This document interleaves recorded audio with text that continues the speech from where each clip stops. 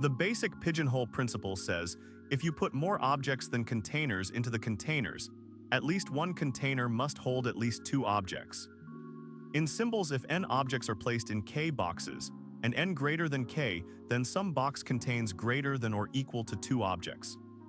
A simple proof uses contradiction. Assume every box has at most one object, then the total number of objects would be at most k contradicting n greater than k.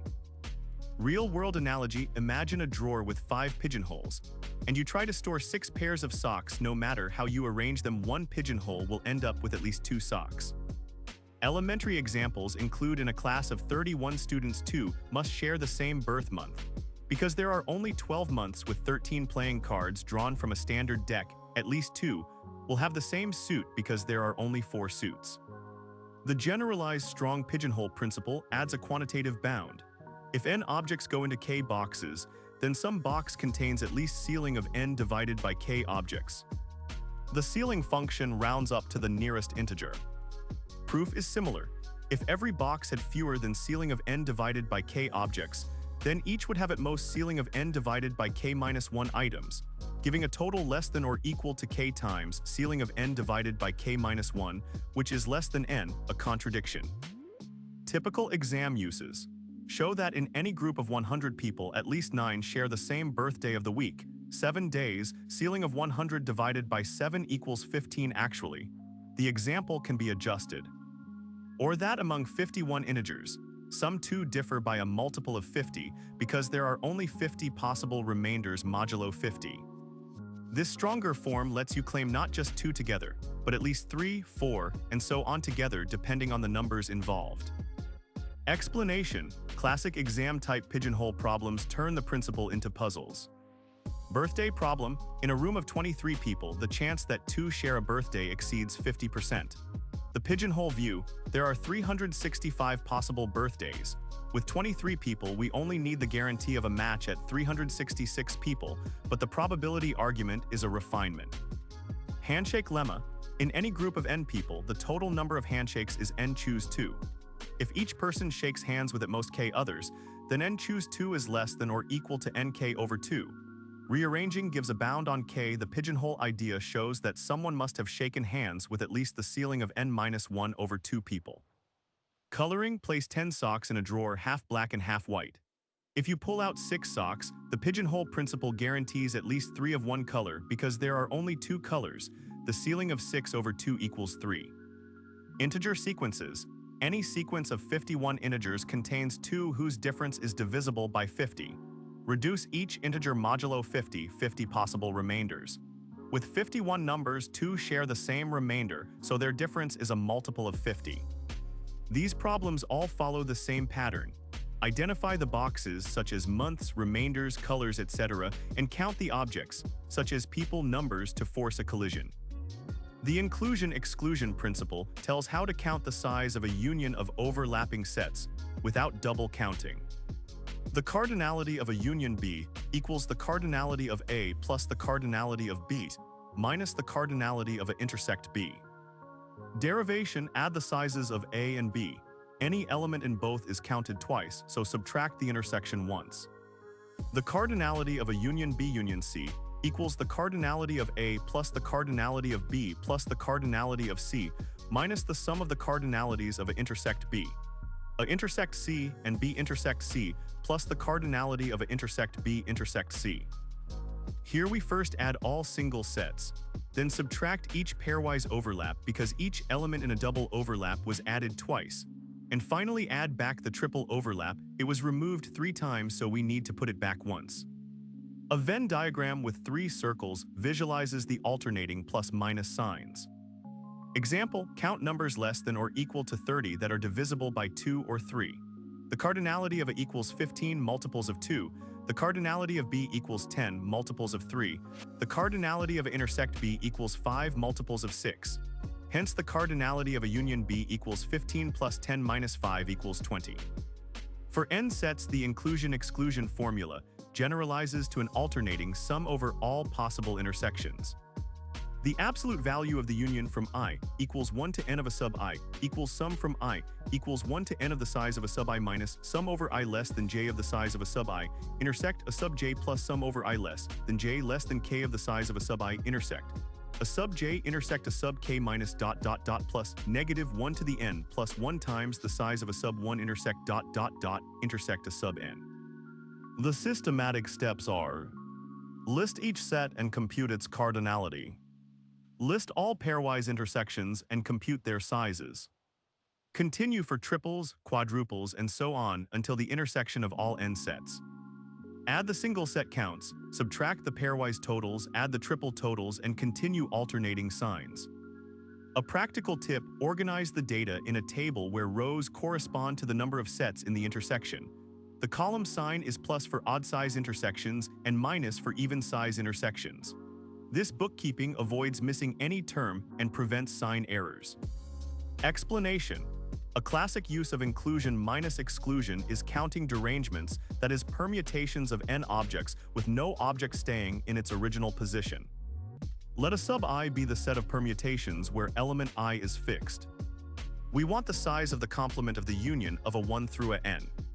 Exclamation n equals n factorial minus n choose 1 times n minus 1 factorial plus n choose 2 times n minus 2 factorial minus plus minus 1 to the n times n choose n times 0 factorial.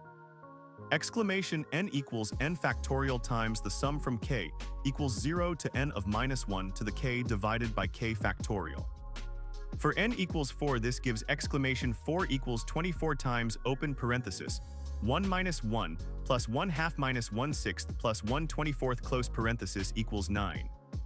The same idea works for permutations with forbidden positions, the rook polynomial problem.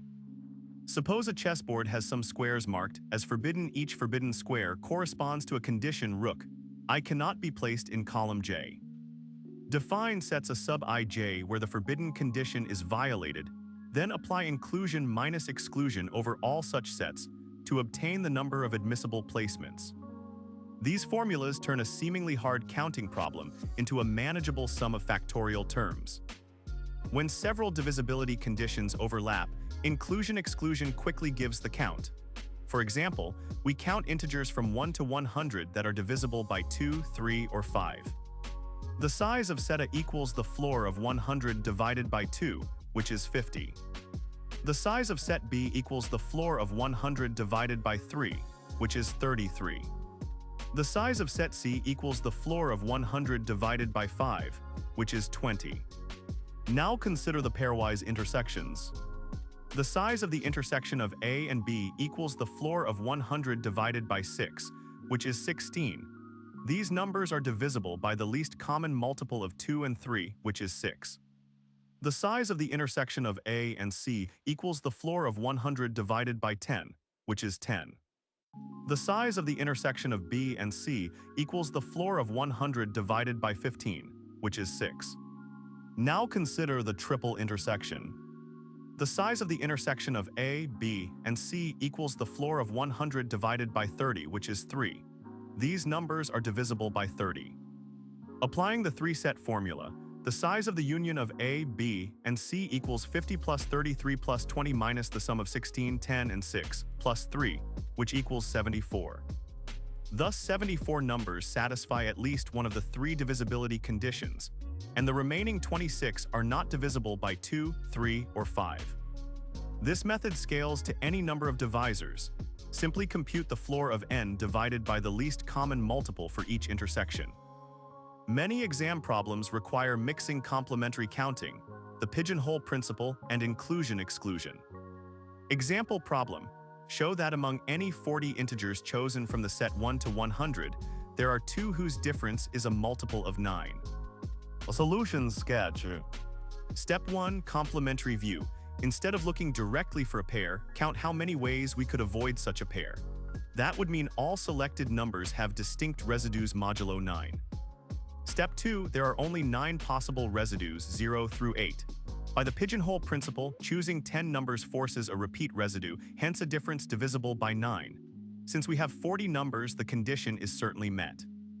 Step 3. If the problem asked for the exact number of selections that avoid a repeat, we would use inclusion-exclusion.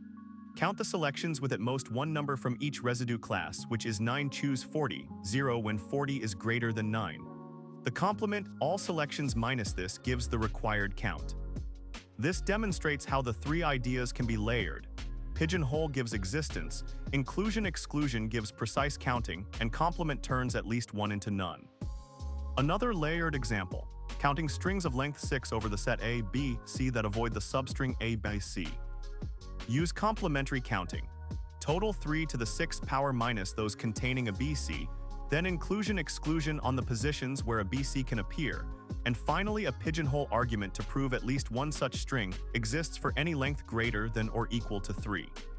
Explanation: when solving problems with the pigeonhole principle or inclusion-exclusion, common pitfalls include double counting, forgetting to subtract intersecting elements, which leads to an overestimate. Always write down the Venn diagram or use the formal formula. Incorrect box definition, choosing boxes that are not mutually exclusive or that ignore some objects. Verify that every object fits into exactly one box. Misusing ceiling/floor. The strong pigeonhole bound uses ceiling of n over k. Using floor instead gives a weaker, sometimes false, statement. Assuming independence. Inclusion-exclusion does not require independent events. Mistakenly treating intersections as products of probabilities is wrong. Omitting the empty intersection. For n sets, the term -1 raised to the power n plus 1 times the cardinality of a 1 intersect. An n is essential. Dropping it changes the result. Verification techniques. Test small cases manually, for example for n equals 2 or 3 to see if the formula matches. Check extremes. When all sets are disjoint, the union size should be the sum of sizes. When all sets are identical, the union size should equal the size of one set. Round-trip check. For pigeonhole, compute the maximum possible size without forcing a collision. If your claimed bound exceeds that, the statement is wrong. Use complementary counting as a second method. Obtaining the same answer by two different approaches increases confidence. Dimensional analysis. Ensure units match. You are counting objects, not probabilities unless explicitly converted.